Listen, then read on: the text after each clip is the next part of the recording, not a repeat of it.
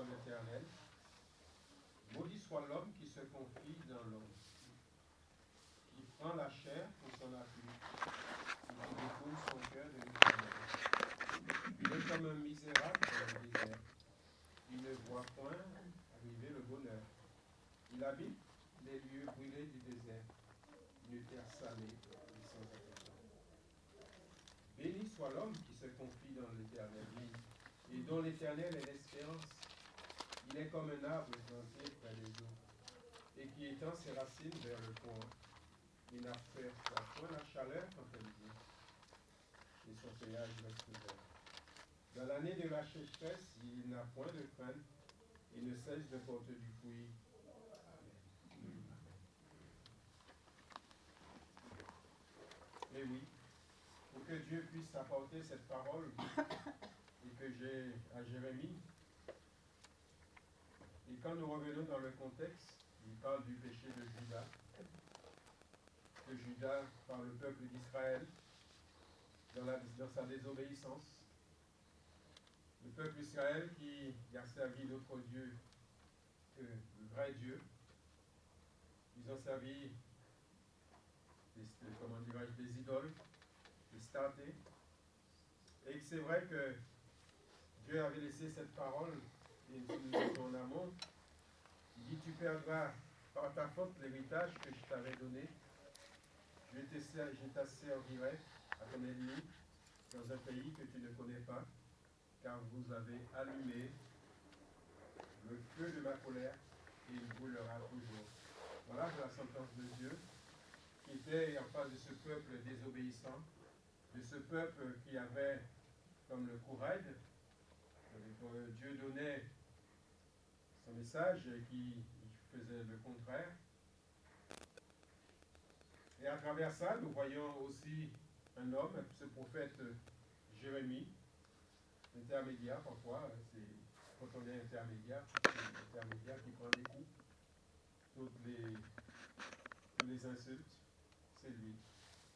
Et pourtant, et comme Moïse et comme bien d'autres, il parle au nom du peuple. À partir du moment qu'on parle au nom du peuple, au nom de Dieu, pardon, eh bien, voilà, nous sommes à l'affût de plein de choses. Mais voilà, nous sommes un instrument entre les mains de Dieu. Nous voulons rester cet instrument et c'est Dieu qui parle. C'est Dieu qui parle parce que ainsi parle l'Éternel. Ça, ce n'est pas les paroles d'un homme. C'est Dieu qui a parlé et qui parle pour son peuple. Et Dieu, vous savez, frères et sœurs, Dieu est juste dans son jugement. Il y a une chose qui ne fera jamais de compromis, c'est le péché dans toutes ses formes. Ici, le contexte du peuple d'Israël que Dieu le reprochait d'avoir servi, c'est vrai, d'autres dieux, comme je disais, des idoles, comme il en parle, d'avoir se confié dans d'autres choses que Dieu seul. D'avoir acquérir aussi des biens, des richesses sans l'approbation de Dieu et la sentence. Tu perdras par ta faute l'héritage que je t'avais donné. Vous savez que le peuple d'Israël, tous ceux qui sont sortis d'Égypte, ils n'ont pas arrivé sur la terre promise, que Dieu les avait promis. Ils sont tous morts dans le désert, à cause de leur désobéissance, à cause de leur entêtement. Cette parole, il est là. Cette parole pour nous ce matin que nous lisons. L'avertissement de Dieu est toujours d'actualité. Il faut que, quand nous lisons la parole, que nous ne disons pas à chaque fois, c'était en nous-mêmes, dans nos pensées, que c'était pour les autres, que c'était pour un temps donné. Parce que la parole de Dieu est d'actualité. Elle est vivante, cette parole. Elle est vivante. Si Dieu l'a mis, c'est pour quelque chose. Serait-ce même les choses les plus dramatiques à nos yeux et entendables, ou difficiles à entendre, tout simplement c'est pour nous avertir. Servir des gens. Et ça, la parole de Dieu est claire là-dessus. Vous savez, comme dans Jacques chapitre 1, verset 17, il est dit, toute grâce excellente et tout don parfait descendent d'en haut, du Père des Lumières, sur lequel il n'y a ni changement, ni ombre de variation. Vous savez, la parole de Dieu, toute la parole de Dieu est inspirée, frères et sœurs. Toute la parole. Il y a des choses qui est difficile peut-être à lire, à entendre, comme je viens de le dire, mais toute la parole est inspirée de Dieu. Si Dieu l'a permis qu'il soit là-dedans, parce que ça fait partie de ce que nous devons au moins le lire. Toute la parole de Dieu est inspirée, comme le dit dans 2 Timothée chapitre 3, verset 16. Toute écriture est inspirée de Dieu. Il est marqué et utile. Et utile. Pour enseigner, pour convaincre, pour corriger, pour instruire dans la justice. Et c'est vrai que parfois la parole de Dieu nous parle d'une façon autoritaire, comme on pourrait dire, pour nous corriger, pour nous dire voilà sur le chemin que tu empruntes, ta vie est un petit peu dans le bas. Il nous remet dans le droit chemin.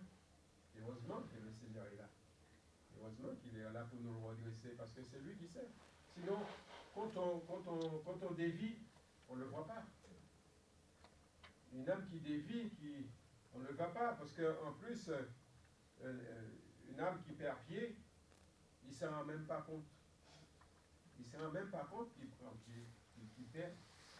Et la foi diminue comme cela. Heureusement que la parole de Dieu est là.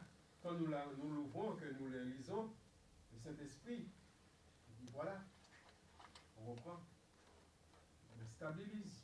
Et ça nous permet d'avancer mieux, de ne pas rester dans cette espèce d'illusion, parce que nous pouvons prétendre que nous sommes bien, et puis nous passons à côté.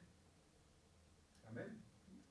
Donc, c'est vrai, comme il dit, maudit soit l'homme qui se confie dans l'homme, qui prend la chair pour son appui et qui détourne son cœur de l'Éternel. Et la version d'Arby dit ainsi, dit l'Éternel, maudit soit l'homme qui se confie en l'homme et qui fait de la chair son bras et dont le cœur se retire.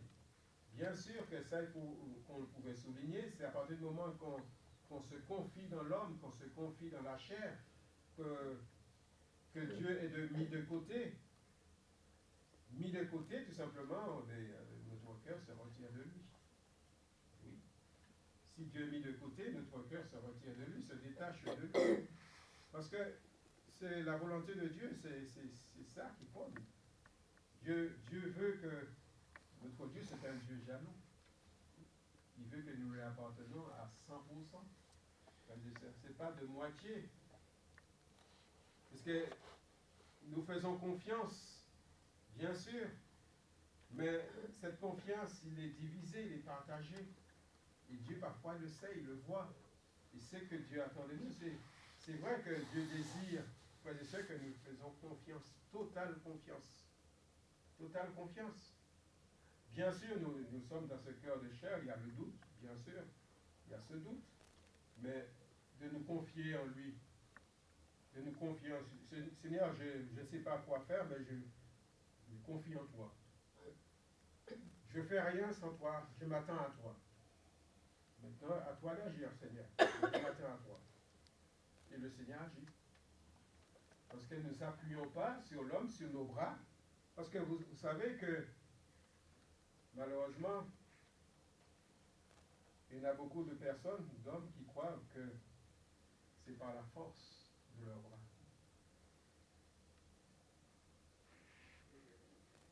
Ils ont un bon revenu à la force de mon bras. Je travaille pour ça. Oui. Mais, petite question. Qui te donne la force? Qui te donne la santé? Qui te permet de travailler? Vous savez que Dieu, il a tout pouvoir, il est maître de tout. C'est lui qui nous a formés. C'est lui qui permet toutes choses, frères et sœurs. C'est pour cela que nous évitons avoir cette ingratitude envers lui. Et oui, la cause cachée de la ruine de Judas, la confiance en l'homme et aux moyens des humains au lieu de la confiance en Dieu seul. Ça, c'est important, ça. L'homme qui parle, l'homme, c'est, je dirais, c'est les grands. Les grands. Peut-être le grand de ce monde, les grands qui nous gouvernent, qui nous donnent leurs conseils, leur chemin à suivre, leurs lois. Ah oui, il y a des lois. Ils votent des lois. Et des lois qui, pour nous chrétiens, alors non, ça ne me plaît pas ces lois-là, je ne veux pas rentrer là-dedans. Hein. Pourquoi? Parce que c'est pas contraire à la parole, c'est contraire à Dieu, ce qu'il veut. Et oui, nous devons nous soumettre, c'est vrai, aux autorités, mais obéir à Dieu plus qu'aux hommes. Ça, c'est important. Pour ce qui concerne notre salut, pour ce qui concerne les choses spirituelles, ce que Dieu demande. C'est pas parce que les hommes disent qu'il faut faire ça, qu'il faut voter pour un tel, pour faire machin, que je veux partir dans ce sens. Je dois examiner le fond du programme. Amen. Le fond du programme. Est-ce que ça plaît au Seigneur? Si ce programme-là, il y a l'immoralité dedans, l'impudicité, le mariage pour tous, je ne sais pas. Ferme la parenthèse. Non, je ne peux pas partir dans ce sens-là. Je ne peux pas aller dans ce sens-là. Donc le chrétien, ça parle de responsabilité dans ce sens. Et c'est ça l'homme, les grands, le peuple dont on recherche la faveur et l'appui. La chair, c'est toute ressource, habileté et puissance dont les autres disposent que l'on possède soi-même. Et le verset 11 prouve qu'il s'agit ici particulièrement des richesses injustement acquises. Vous savez que autour de nous, c'est la fraude. Beaucoup de fraude. Vous savez, l'enjeu dans ce monde, vous savez, ce qui fait avancer ce monde, la vision de ce monde, c'est l'argent. L'argent, la richesse. Toujours. Et réfléchissez à bien ce que je vous dis, vous le saviez, sans doute.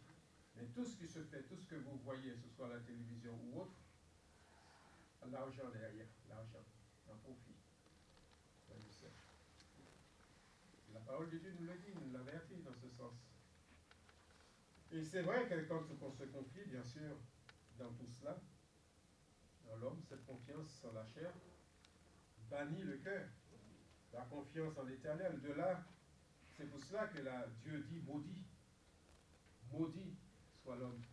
Donc Dieu abandonne celui qu'il abandonne. Dieu abandonne celui qu'il abandonne.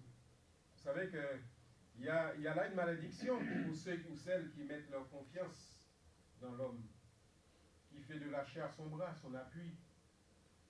En fait, ils disent tout simplement, je n'ai pas besoin de Dieu. J'arriverai avec la force de mes bras. J'arriverai tout seul. Vous n'avez jamais entendu cela? Oui. Et c'est ainsi qu'on se détourne son cœur de Dieu. Celui qui se détourne, ceux qui vivent sans Dieu, ils sont maudits. Simplement, ils sont dans cette malédiction. Ils sont sans Dieu, donc ils sont perdus, frères et sœurs. Donc c'est pour cela que le Seigneur le souligne. Le souligne. Et en ouvrant cette parenthèse, que je veux ouvrir et la fermer vite, je ne prétends pas recevoir de Dieu quelque chose si je ne veux pas de lui. Si je ne veux pas de lui, je ne peux pas prétendre, surtout si je ne crois pas qu'il existe. On entend parfois autour de nous s'il y avait un Dieu. Quand dans le malheur, on dit s'il y avait un Dieu, il ne permettra pas ça. Bien sûr qu'il y a un Dieu. Et avant qu'il arrive cela, Dieu était quoi pour toi, pour vous? Où était Dieu? Pourtant, il était là, Dieu. Un peu, non? Il faut s'approcher de Dieu, mais bien sûr, avec ce cœur sincère, parce que Dieu n'exauce pas, je le redis, Dieu n'exauce pas le pécheur, mais il exauce, bien sûr, ceux qui viennent vers lui avec un cœur sincère et dans le désir de se repentir. Il est dit, sans la foi, il est impossible de lui être agréable, car il faut que celui qui s'approche de Dieu croit que Dieu existe. Si vous ne croyez pas que Dieu existe, vous voulez demander quelque chose, vous ne croyez pas. Donc il ne faut pas attendre de recevoir quelque chose. C'est ça, c'est tout simple. Et pourtant, ça ne paraît pas si simple dans l'action. Donc, il faut que celui qui s'approche de Dieu croit que Dieu sait qu'il est l'ordinateur de ceux qui le cherchent. Donc l'état de celui et celle qui agit ainsi, qui agissent ainsi, frères et sœurs, il est comme cette comparaison comme un misérable dans le désert. Il ne voit point arriver le bonheur. Il ne voit point arriver le bonheur. Il habite des lieux brûlés du désert.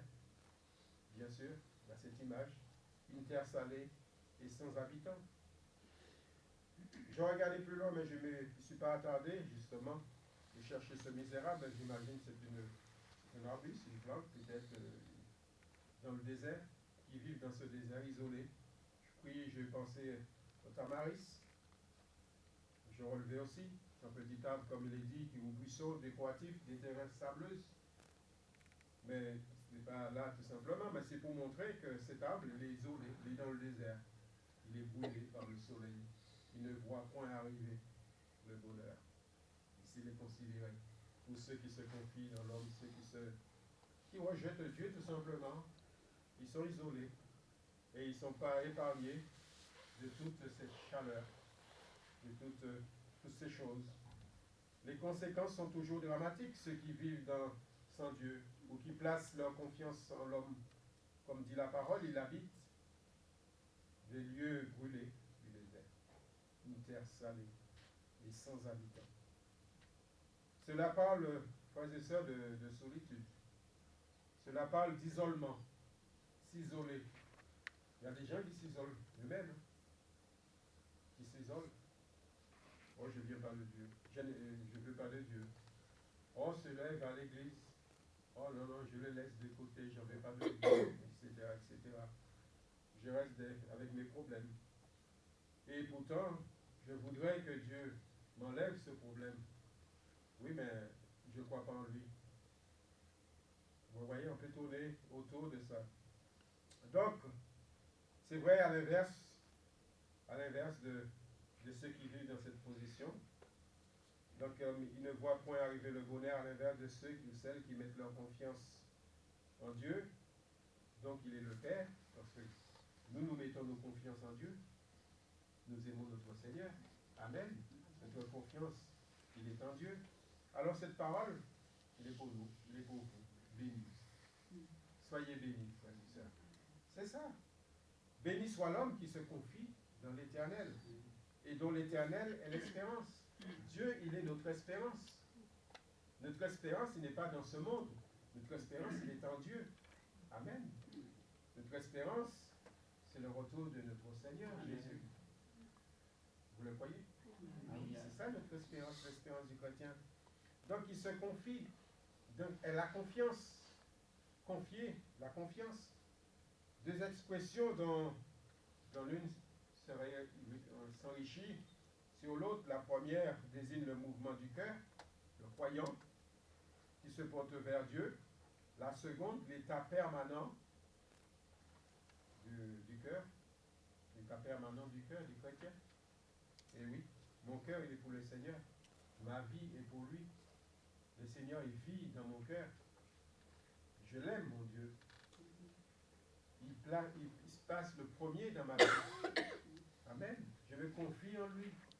Même tout ce que je peux entendre autour de moi qui fait écho, mais je reste attaché à mon Dieu. Amen. C'est ça qui est important. Ici, les enfants de Dieu se confient en son Père Céleste et qui mettent leur espérance en Dieu seul. Cela ne veut pas dire que nous ignorons ou aller à l'encontre des autorités qui nous gouvernent.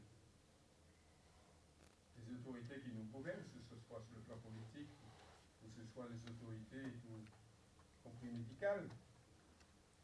Mais en premier, Dieu passe avant tout. C'est à lui que je pense d'abord. Amen. C'est à lui que je pense d'abord. Et dans 2 Samuel, c'est 22, chapitre chapitre 22, le verset 3, il dit, Dieu est mon rocher, où je trouve un abri, mon bouclier et la force qui me sauve, ma haute retraite et mon refuge, ô mon sauveur, qui me garantit de la violence. Être sous la protection de Dieu, notre abri, notre protecteur, c'est Dieu, c'est celui que nous aimons et que nous servons, et celui qui nous protège. Et c'est une garde, c'est une assurance qui peut exister, une garantie de la violence. Vous savez, ça vous dit rien? Tous autour de vous qui parlent de guerre, bruit de guerre. Eh oui, frères et sœurs, c'est Dieu qui nous garantit cela. Restons sous la protection de Dieu, alors le Seigneur. Il est bien marqué, il ne voit point arriver la chaleur. Et pourtant, on est dedans. On ne voit plus arriver. Mais par contre, ce qu'il ne faut pas se leurrer la face, c'est que on est dans des contextes de la chaleur, mais dans les difficultés. On peut traverser certains déserts, frères et sœurs, mais nous ne voyons pas arriver la chaleur. Et nous le comprenons. Pourquoi? Que la parole, il est là pour nous ce matin. Il est comme un arbre planté près des eaux. Amen. Il est près d'un arbre planté près des eaux. Et qui étend ses racines vers le courant. Je n'ai pas besoin de vous faire un schéma, vous l'avez vite compris. Quand vous plantez un arbre, il y a de l'eau qui passe, automatiquement, l'arbre va s'épanouir. À côté d'un arbre, vous le mettez en plein désert, ou même vous le mettez chez vous seulement et vous ne l'arrosez pas, vous allez bien voir qu'est-ce qui va se passer. S'il est habitué avec la chaleur, ben, les feuilles, c'est ça. Mieux vaut chercher un refuge en l'Éternel que de se confier dans l'homme, nous dit le psaume, le psalmiste 118, verset 8. Et oui, que de se confier au grand. Mieux vaut chercher un refuge en l'Éternel. Celui ou celle qui se confie en Dieu et qui met son espoir en lui, qui puise sa force en lui, ses attentes, son espérance, alors celui-là ou celle-là est béni, tout simplement. Il est béni. La bénédiction est sur toi et pour toi, mon frère, ma soeur, ce matin. Si vous mettez votre confiance en Dieu, vous êtes béni. C'est la parole qui le dit, c'est pas moi. Si vous vous confiez en lui, vous êtes béni. Vous êtes avec, nous sommes avec notre Père Céleste, c'est vrai. Je ne dis pas que nos difficultés, on ne voit pas arriver cette chaleur. La chaleur, elle est là, mais on ne le voit pas arriver. Parce que notre position, il est en Christ, il est en Dieu. C'est Jésus, notre ressource. C'est là que notre ressource. Et c'est là que nous puisons notre énergie. C'est en Jésus que nous puisons notre énergie. Si nous le puisons en lui, automatiquement, l'opposition, tout ce qui peut arriver, il est là. Mais nous n'allons pas le voir, nous allons le traverser.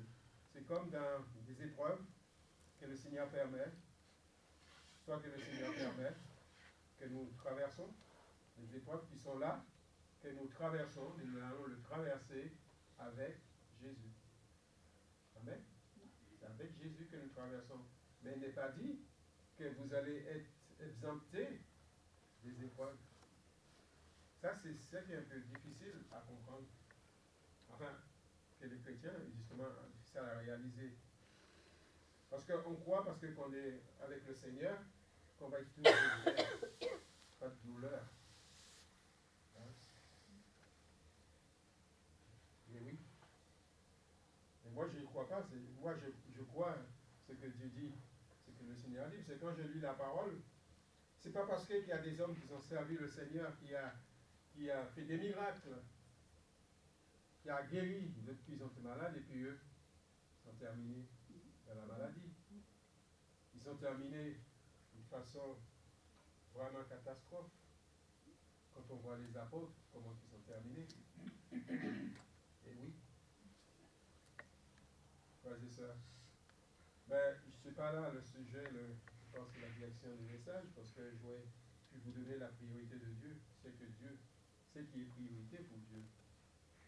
C'est vrai que Dieu désire, il ne veut pas que nous souffrons, mais sa volonté, si que sa volonté et son plan passent par ça, que nous devons passer par là, nous allons passer par là. Oui, parce que Dieu veut que nous passions par là. Ce n'est pas un échec pour nous, c'est pas un échec. C'est pas parce que on passe par la maladie, même arriver jusqu'à la mort, c'est pas un échec pour Dieu. Parce que c'est ce qui est important. Bah, c'est vrai, quand je le dis, ça paraît peut-être, Éloi a du mal à accepter tout ça. Mais ce qui est important pour Dieu, c'est notre âme. C'est notre âme. Mais Dieu aussi dit dans sa parole, il guérit, parce que Jésus est venu pour ça aussi. Hein. Jésus est venu pour ça quand il était sous cette terre, eh ben, il guérissait les malades. Il libérait tous ceux qui étaient animés de mauvaise puissance. Tout cela. Et même ses apôtres ont suivi aussi. Ils l'ont même dit dans la parole, j'ai même lu, qu'ils passaient le souffle, enfin l'ombre des apôtres. Si tu étais malade, si on était malade, ils guérissaient. Ben oui. Malheureusement, il y en a qui nous ont fait une religion avec ça. Ben oui, il n'y a pas besoin d'imiter le Saint-Esprit, d'imiter. On n'imite pas le Saint-Esprit, vous savez.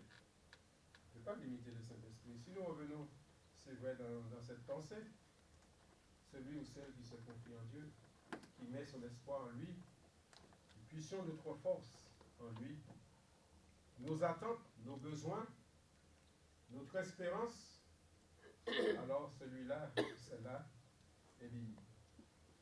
Amen. Celui-là, celle-là est béni. Heureux celui qui a pour secours le Dieu de Jacob, qui met son espoir en l'Éternel son Dieu, à l'opposé du misérable, arbre ou arbuste isolé solitaire. Cet arbre, lui, cet arbre que le Seigneur nous parle ce matin, est planté près des eaux. Lui, il ne souffre pas de la chaleur. Ses racines, il s'étend vers le courant et puise son énergie dans l'eau. Puise son énergie dans l'eau. La confiance en Dieu, frères et sœurs, nous met dans une position stable, confortable, rafraîchissante. C'est à l'eau. Ça rafraîchit l'eau quand il fait chaud. Hein? Rafraîchissant. En puissant notre énergie en Jésus. Si nous faisons confiance à Dieu, c'est comme si nous sommes comme cet arbre planté près d'un courant d'eau. Je le répète, mais c'est bien. Pour que ça puisse bien, que nos cerveaux puissent bien, comment dirais-je, l'adapter. Parfois nous entendons, je ne sais pas pour vous, mais pour moi c'est comme ça. Hein. Il faut que j'entende des choses une fois ou deux, même fois. Et ensuite après, on mémorise bien. Et le Seigneur parfois il nous rappelle les choses. Et pourtant les choses qu'on sait, qu'on connaît. Eh oui, hein. 30 ans, 40 ans, 50 ans de révélation, on le sait ces choses. Et on a besoin, le Seigneur nous le rappelle, parce qu'il le sait, frères et sœurs. La confiance en Dieu. Dans Jean chapitre 7, verset 38, il nous dit, celui qui croit en moi, des fleuves d'eau vive couleront de son sein, comme dit l'Écriture. On y trouve l'attachement, on y trouve aussi l'obéissance, c'est important, obéir à Dieu, obéir au Seigneur. Le fondement dans sa parole, parce que tout cela est lié. La racine, c'est la parole de Dieu, frères et sœurs. La parole de Dieu, si nous voulons piocher tout ça sur notre énergie, notre confiance, la foi qui augmente, c'est la parole. C'est dans la parole. Si nous voulons avoir cette progression de la foi. Et oui, c'est confier en Dieu, c'est plonger son regard toujours dans la parole de Dieu pour se ressourcer. Le matin, ou les moments dans la journée, on se ressource. La soif. Un arbre qui a soif, ça se voit.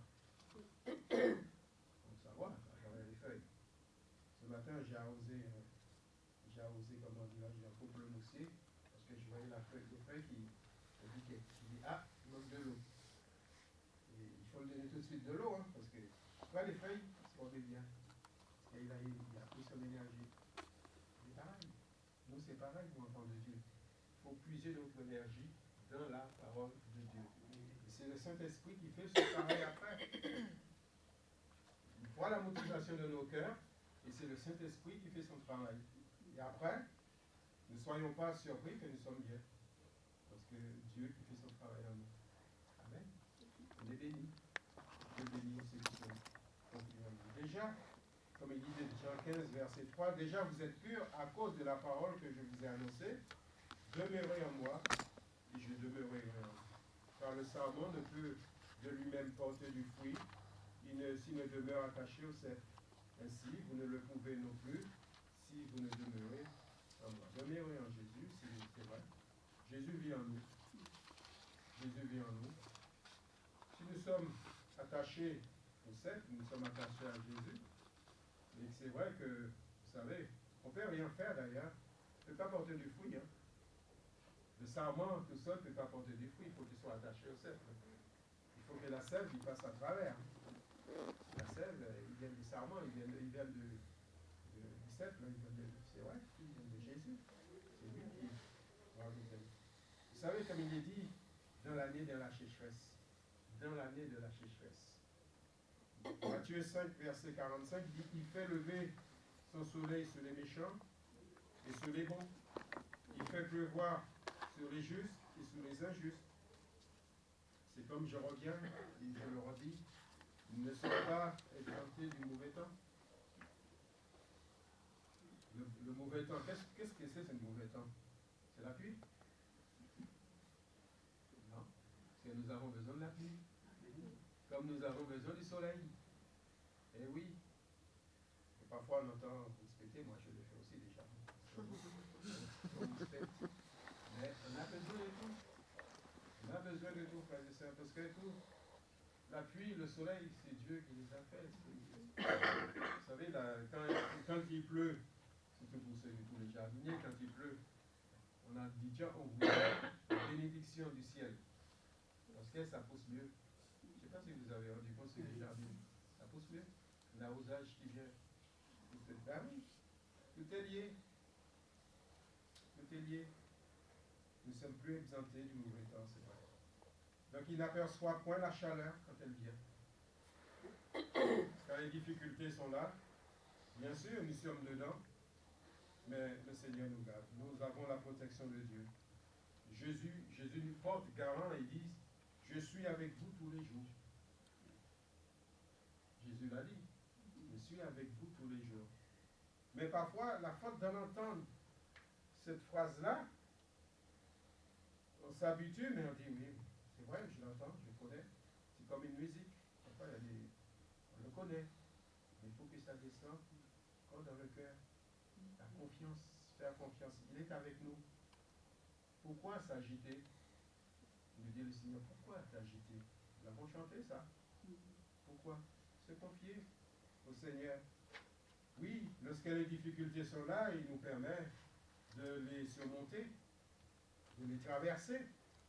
Mais les difficultés sont là. Il n'aperçoit pas la chaleur quand elle vient et son feuillage reste vert. Dans l'année de la sécheresse, il n'a point de crainte. Il n'a point de crainte. La stabilité de notre vie est en Dieu, c'est dans sa parole. La racine est toujours aiguë. L'extérieur reste toujours étonnant, bien sûr. Malgré les difficultés, les épreuves même, le Seigneur nous donne la force de les surmonter. Il n'a pas de crainte. Et il ne cesse de porter du fruit. Vous savez, pour qu'un arbre porte du fruit, ou porte beaucoup de fruits, il faut tout d'abord que ses racines soient bien en contact avec de l'eau. Pour nos chrétiens, il faut que nous soyons en contact souvent avec la parole de Dieu. Amen. Que le sarment qui est nous soit attaché au cep Jésus. Avec la sève qui circule, le Saint-Esprit. Amen. Il faut les trois. Il faut tout ça. Demeurer, et je demeurerai en vous. Le Seigneur le dit, Jean 15, verset 4.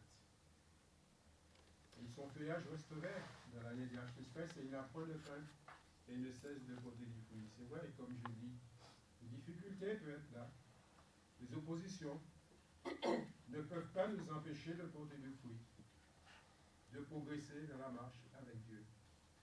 Je le répète, sous notre forme, les difficultés peuvent être là. Nous pouvons traverser des moments difficiles dans notre vie, dans le contexte, mais ça ne doit pas nous empêcher de progresser, d'avancer avec notre Seigneur. Amen. C'est important, frères et sœurs. Même si nous sommes découragés, désespérés, même si nous sommes dans la souffrance, dans la maladie, nous devons continuer à marcher avec lui. Ne lâchons pas les mains de Dieu, parce que nous le savons, le Seigneur a donné cette comparaison. Confiez en lui, nous sommes bénis. Si vous écartez de Dieu, votre cœur s'écarte de Dieu, vous êtes maudits. Et cette ressemblance, comme cet arbre qui est dans le désert, il est dans l'isolement, il est banni. Et nous sommes avec le Seigneur. Et nous voulons continuer, malgré les difficultés, malgré... Le Seigneur ne nous a pas dit que nous aurons une vie facile. Étant le tapis rouge, je sais que c'est le festival des Cannes. Nous ne sommes pas des comédiens. Non, c'est important, frère et sœurs. Le Seigneur ne nous a pas dit tout cela. C'est une réalité, il faut vivre dans cette réalité. Mais il faut aussi vivre dans cette réalité que Dieu est avec nous. Donc il faut nous confier en lui, nous confier au Seigneur. Et oui.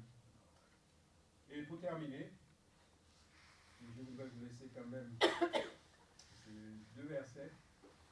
On connaissait chapitre 10. Ayant revêtu l'homme nouveau, il se renouvelle dans la connaissance sur l'image de celui qui l'a créé, parce qu'il parlait aussi de nos préférences, que notre être extérieur se détruit et notre être intérieur se renouvelle. L'extérieur se détruit, c'est vrai, ça peut parler aussi de nos âgés, mais il n'y a pas que de nos âgés. L'extérieur, la maladie qui détruit, le corps, l'extérieur se détruit, mais l'intérieur, l'âme, ce qui est éternel, alors il se renouvelle. Ça c'est important pour dire ça. Amen. Et il y a la lamentation de Jérémie, ce fameux verset qu'on connaît bien, ce bon verset. Quand mon âme s'en souvient, il est abattu au-dedans de moi. Voici ce que je veux repasser dans mon cœur. Ce qui me donnera de l'espérance. Il dit, les bontés de l'Éternel ne sont pas épuisées. Ses compassions ne sont pas à leur terme. Qu'est-ce qu'il fait? Il se renouvelle chaque matin. Oh, que ta fidélité est grande. L'Éternel est mon partage, dit mon âme. C'est pourquoi je veux espérer en lui. Amen. Dieu bénisse à toi. Seigneur, merci. Nous ta parole.